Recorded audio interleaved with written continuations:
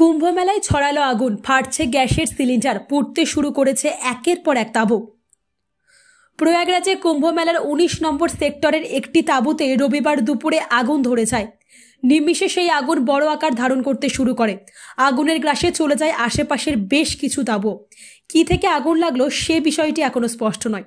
সংবাদ মাধ্যমের একাংশে জানানো হয়েছে, তাঁবুগুলির ভেতর থেকে বিস্ফোরণের শব্দ পাওয়া গিয়েছে। অনুমান করা হচ্ছে তাঁবুর ভেতরে থাকা গ্যাসের সিলিন্ডারগুলি ফেটে বিস্ফোরণ হয়ে থাকতে পারে।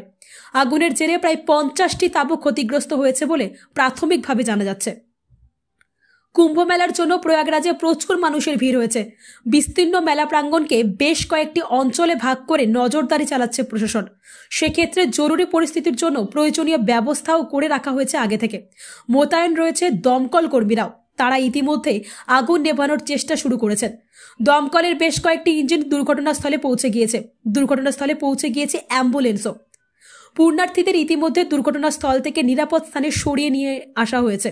আখড়া থানার ইনচার্জ ভাস্কর মিশ্র সংবাদ সংস্থা পিটিআইকে জানিয়েছেন, ২টি সিলিন্ডার বিস্ফোরণ হয়েছে এবং তার জেরে তাঁবুগুলিতেও আগুন ছড়িয়ে পড়েছে।